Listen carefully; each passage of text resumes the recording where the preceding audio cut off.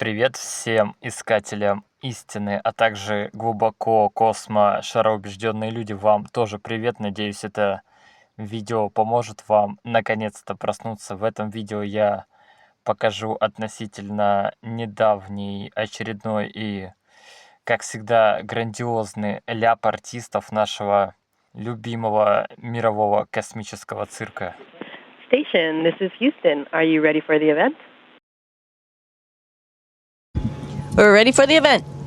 Что ж, я думаю, вы тоже готовы увидеть очередной грандиозный фэйл мировой космоклоунавтики через вот это вот окошко на виднеющемся в нем куске шаровой земли. И чтобы было всем более наглядно видно, я понижу яркость и сделаю вот так. I don't want to say she's stuck up there, but she's there for a while and she is stuck talking with us. And Sonny, not only do I want to welcome you, and she asked that we not call her Commander, but Sonny, I want you to know when I was in college, I had the exact same hair that you do now. Is that incredible? Yeah. I love it. Look at her hair. Oh Hey, my Jim. Hi, God. Marjorie. I love it. Look at her. Hi there, Sonny. We are so thrilled to talk to you, and I do love your hair. That's what zero gravity does. You don't have to worry about curls or brushes or anything else, right? It's got a lot of body, and I like it, and it's a free card to be a little bit wild. So it's. Случилось здесь то, что произошел сбой CGI-графики. За окном на фоне находится хромакей или огромный проекционный LED-экран, где показывается CGI-анимация шаровой земли. То есть это просто мультик, а не реальность. Если вдруг кто-то подумал, что это вообще не остров, надеясь на то, что это просто там какое-нибудь отражение чего-либо в стекле, то я должен вас расстроить. Такой остров реально существует, и находится он в Тихом океане. То есть это не отражение чего-либо, это срисованный с реального острова остров.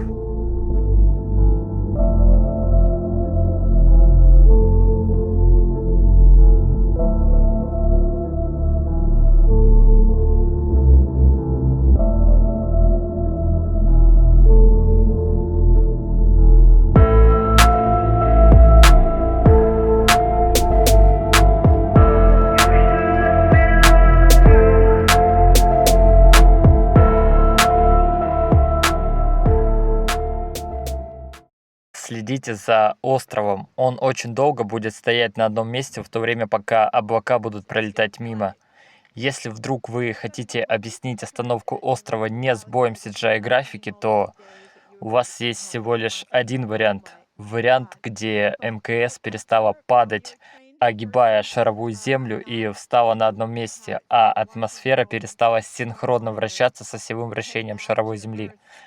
Если бы это было так, то день съемок этого интервью, то есть 16 октября 2024 года, вошло бы в историю как день начала всемирного шторма. Но такого нет в реальности. За окошком на фоне просто давшая сбой CGI-анимация шаровой земли, а не реальность.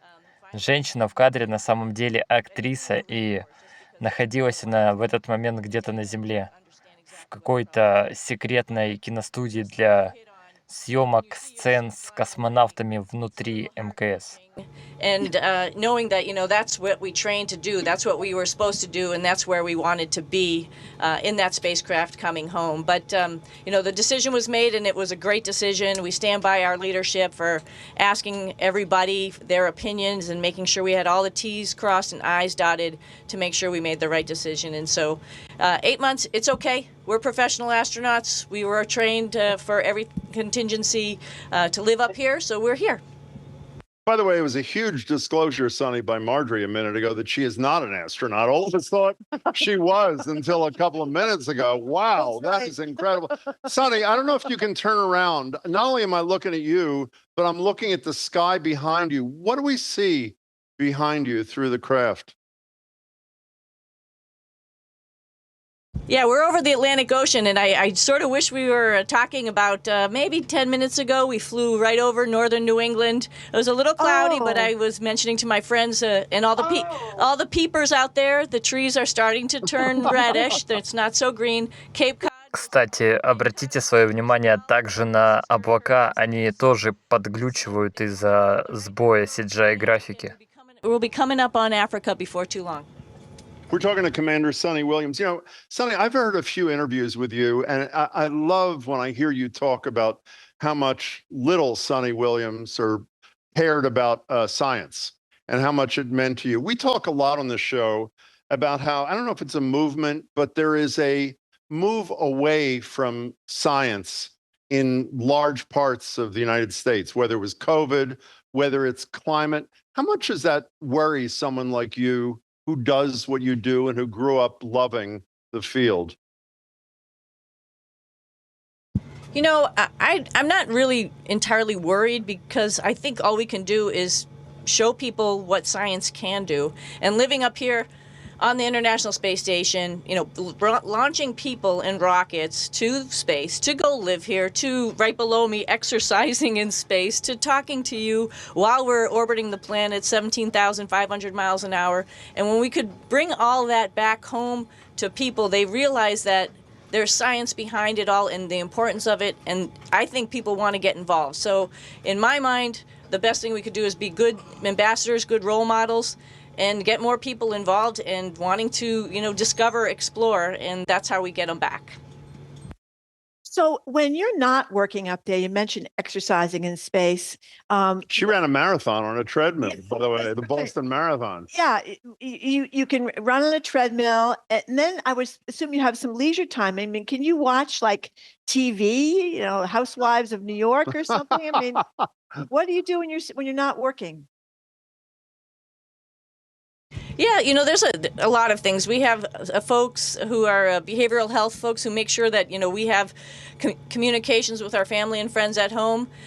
We also have like some favorite TV shows, particularly when I'm working out. All Creatures Great and Small was one of my favorites that I watch an episode while I'm riding the bike usually. I listen to a bunch of TED Talks when I'm on the ARED, so that's always good. You learn a little bit there. So yeah, there's a lot of other entertainment up here that we have through our computer system and great support people on the ground who make sure we have things that we like.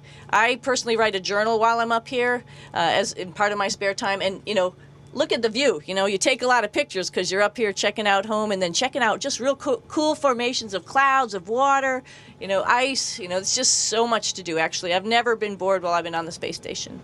How many hours have you engaged in spacewalks, Sonny Williams? I've been really lucky. On my first flight, we were putting together this amazing space station. So that construction work, as I call it, was 4 spacewalks, and my second flight was a little later, and a couple things broke outside, so we had to go out and do some repairs. So I've had 7 spacewalks, about 50 hours of spacewalking. Can you describe, and maybe you can't, can you describe the feeling when you leave the spacecraft and we've all seen these incredibly beautiful, striking moments. What does that feel like when you're the person doing it? Well, you know, we train a lot for these spacewalks, and there's a lot of people who are invested in it because it's very, you know, expensive equipment outside. And if we go outside, we're risking everybody's life, you know, these 2 people's lives to go out there and do that in their own specific spacecraft, their space suits, right? So we want to make sure we get it right. So I think the biggest thing on our minds, each of us, is like, okay, do I know everything that I'm supposed to do? Am I communicating correctly? Am I ready to go and do the job? And I don't want to mess it up. You know, that's the part of the first emotion. But I'll tell you, a 6-hour spacewalk, I think you run through the gamut of every emotion a human can have. You know, you're hot, you're cold, you're crushing it, you're doing everything right, and then something that you didn't expect goes wrong, and then you're beating yourself up because that didn't go right, and then you have to go to the bathroom, and then, you know, then it's cold, then it's hot again. You know, you go through the whole thing, and I've noticed that each time that I've come back in, it felt like I was skiing the whole day. You know, like that after ski feeling when you get done and you just sort of like chill out. You know, it's just sort of every piece of energy just comes out of you at the end of it. But while you're doing it, you're on cue. My mom sort of said, like, it took me a little while to get out the airlock because I was gathering some equipment. She goes, "Did you get stuck in there?" And I'm like, "No, I didn't get stuck in there. I was making sure I had all my stuff together to get ready to go. It's important work, Mom." So it's every emotion I think a human can have. We should mention your mom and dad are in Falmouth, I believe, right? And you spent many of your many years in Needham, where Sunita L. Williams Elementary School is named after you. You've got a thing going on with the kids there. What's that about? Yeah, that's pretty cool. That was like, I think the hugest honor of my whole life, having an elementary school named after you. Like, whoa, this is nuts. But, you know, it was Hillside, and then it moved to an area where it wasn't on a hillside, so it needed a new name. And the superintendent, Dan Gudikants, called me up and said, "Hey, there was a vote, and we decided to have your name on the school. Will you accept it?" And another astronaut friend of mine, Kevin Ford, goes, "I'm not sure you should. Usually those names are people who are dead." But I said, "Well, this is such an amazing honor. Of course, I'll accept it." And, you know, Needham is my hometown. That happens to be the Needham Rockets. I'm not sure if you guys know that or not, right? So it's just appropriately named. And then, so I've been back there since, well, I've been there when after the groundbreaking, and then when it opened up, and then I try to go every year just to talk to the kids. There was a big dedication in 2019, and trying to go, and hopefully one day I'll be able to spend a week and give a little space course to maybe the 4th or 5th graders before they graduate from that school. That is the voice of Commander Sunny Williams. She's zooming in to us from the International Space Station. A lot of people are texting in, Sunny, asking, can you vote? We know the answer, but they don't. Can you, and how do you do it?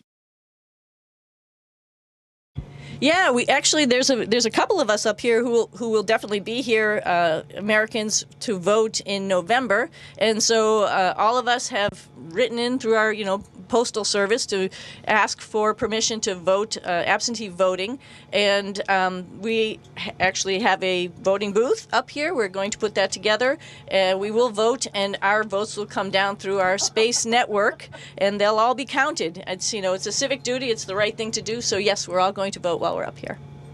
Now, I was going to ask you about the food. Что ж, подытожим. То есть вы сами наглядно видели, что остров не двигался на протяжении 10 минут. А на самом деле в оригинальном ролике он не двигается на протяжении почти всего ролика, но я просто для наглядности показал вам только 10 минут.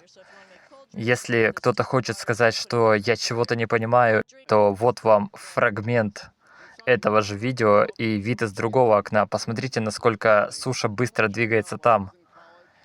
И просто вспомните наш недвигающийся остров. Это все 3D Max, CGI графика, что угодно. У них нет ни одного реального фото, ни одного реального видео шаровой Земли. Это все мультики, ребят. Но выбор остается за вами. Это прям как в известной сцене из фильма «Матрица». Принять ли вам синюю таблетку и продолжать искренне верить в реальность, которую вам рисуют в космических спектаклях, в реальность официального мироустройства? На нашем маленьком круглом голубом шарике. Или же принять вам красную таблетку и уже наконец-то проснуться? Проснуться от того сна, в который ради контроля над вашей жизнью вас погружают с самого раннего детства.